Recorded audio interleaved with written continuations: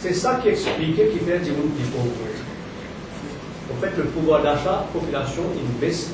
Pas seulement par 18%, mais il baisse aussi parce qu'il y a une déduction d'income tax, comme les enfants qui ont l'école déductible, ou bien l'eau de la case déductible, c'est tiré. Plus c'est la taxe 15% de dépenses, énorme critique. Avec tout ça dans l'ensemble, maintenant on comprend qu'il fait le Gini coefficient, le coefficient de Gini qui montre les inégalités, fin mauvais. Et nous comprenons aussi qu'il y a la classe moyenne actuelle du PVC. Il est rétréci parce qu'il y a une partie de lower middle income, PV low income. On peut voir ça pas de chiffres là, pas de quelque chose. Donc ça d'abord une en contradiction totale avec ce qui est le gouvernement présidentiel. Total.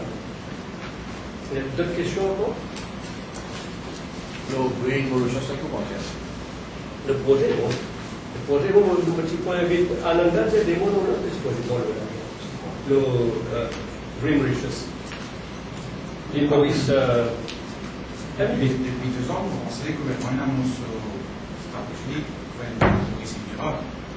Et nous, au niveau de la commission économique, comme on analyse, c'est vrai qu'il y a dans l'ensemble de la planète des causes derrière durable. Nous dire que d'abord, ce qui manquait, c'est une stratégie de développement durable. Et une stratégie nationale de développement durable. Et une stratégie nationale de développement durable, au moment n'est pas capable de faire ce du gouvernement. Pas faire par le gouvernement. Parce que justement, dans le passé, tu as une stratégie faite uniquement, on va dire une approche depuis là-haut, c'est un gouvernement fermé. Et qui nous exclut une considération écologique, nous exclut une considération sociale. C'est pourquoi, dans l'élaboration même d'une stratégie de durable, il faut faire une consultation, un dialogue, et qui est capable de adapter comme beau tout un élément social, écologique, économique évident. Donc, dans l'absence d'une véritable stratégie de développement durable, Maurice peut concentrer ses efforts essentiellement sur le secteur énergétique.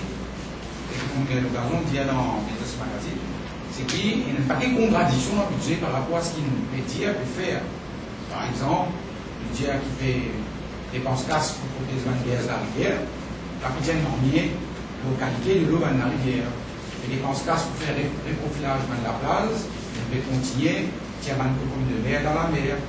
Donc il n'y a pas de contradiction dans le budget là par rapport à une véritable stratégie. Le point fondamental, c'est qu'il nous paye une stratégie de développement durable. D'ailleurs, vous pensez, Maurice a l'obligation de soumettre à la Nations Unies, à la Commission développement durable des Nations Unies, une stratégie de développement durable qui paye actuellement à Maurice. Et c'est pourquoi vous pensez nous bien naviguer à vue, et tout ce que c'est, par exemple, une télévision. Et vous détaxer une télévision plasma et gaz CD qui prend des plus, et tout le monde qui consomme 2 à 3 fois plus d'électricité. Alors, vous devez demander à mettre la poule économique au prix.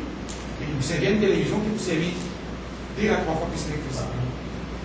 Donc il y a beaucoup de confusion au niveau de la stratégie. Bien sûr, il y a une mesure intéressante dans le budget là sur le plan de l'environnement, mais vous pensez qu'il est prématuré pour parler d'une stratégie de développement durable par rapport à ce qu'il nous a fait. En tout cas, on entend très peu parler Joël de René actuellement. Qui fait ça?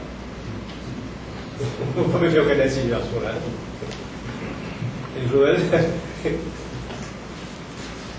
On le voit de moins en moins. Enfin, peut-être qu'il y a des projets qui sont des projets d'énergie qui sont en contradiction totale avec S'il y a d'autres questions, messieurs, dames, on va essayer de répondre. Non, on vous dit merci. Et que l'homme, c'était dans l'université.